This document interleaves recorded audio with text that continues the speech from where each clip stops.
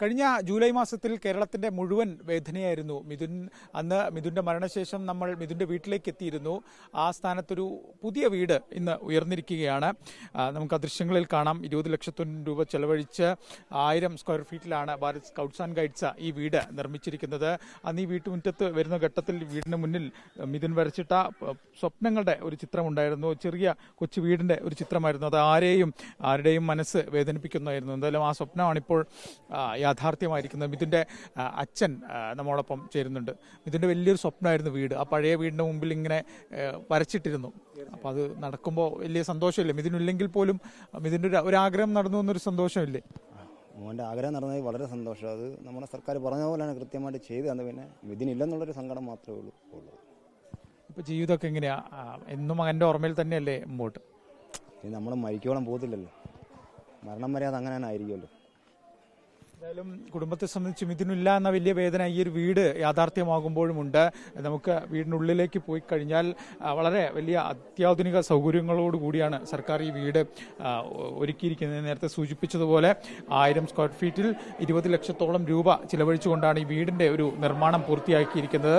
ഈ വീട്ടിലേക്ക് കയറി വരുമ്പോൾ തന്നെ നമുക്കിവിടെ മിഥുന്റെ ചിത്രങ്ങൾ കാണാം. ആ ചിത്രം ആരുടെയും മനസ്സിനെ വേദനിപ്പിക്കുന്ന ഒന്നാണ്. NCCയുടെ ഒരു ട്രോഫി അവിടെയുണ്ട്. മിഥുന്റെ മറ്റ് ചിത്രങ്ങളുണ്ട്. പണ്ട് മിഥുൻ പട്ടാളമൊക്കെ മിഥുന്റെ വലിയ സ്വപ്നങ്ങളായിരുന്നു. ആ സ്വപ്നങ്ങളൊക്കെ ബാക്കി നിർത്തിക്കൊണ്ടാണ് മിഥുൻ ജീവിതത്തിൽ നിന്ന് ഈ ലോകത്തു നിന്നൊക്കെ യാത്രയാവുന്നത്. കുടുംബത്തെ സംബന്ധിച്ചൊക്കെ വലിയ വേദന ഉണ്ടാക്കുന്ന ഒരു സാഹചര്യമാണ് ഇതാവുന്നത്. എന്തായാലും വീടിനുള്ളിൽ ഈ സ്കൗട്ട് ആൻഡ് ഗൈഡ്സിന്റെ കുട്ടികളൊക്കെ തന്നെ ഇവിടെയുണ്ട്. 3 മുറികളാണ് ഈ വീടിന് ഉള്ളത്. ഒരു അടുക്കള, സിറ്റ് ഔട്ട് ഉൾപ്പെടെ വലിയ സൗകര്യങ്ങളാണുള്ളത്.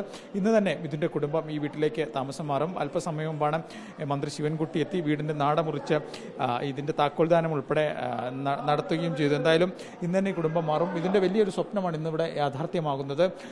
വീടില്ല എന്ന മിഥുൻ പലപ്പോഴും പറയാറുണ്ടായിരുന്നു. പഴയ ചെറിയ കൊച്ചു വീടിന് മുന്നിൽ മിഥുൻ തന്റെ സ്വപ്ന ഭവനത്തിന്റെ ചിത്രവും കോറിയിട്ടിരുന്നു. അങ്ങനെ ആ മിഥുന്റെ വലിയൊരു സ്വപ്നമാണ് ഇന്നിവിടെ യാഥാർത്ഥ്യമാകുന്നത്.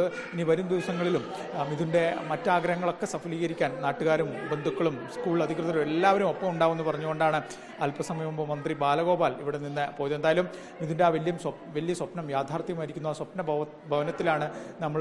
എന്തായാലും മിഥുൻ ഈ വീട്ടിലൂടെ വീട്ടുകാർക്കൊപ്പം അവരുടെ മനസ്സിൽ ഇനിയും ഒരുപാട് വർഷങ്ങൾ ജീവിക്കും. വീഡിയോ ജേർണലിസ്റ്റ് അബു താഹിറിനൊപ്പം reporter AV Jayashankar, in reporter.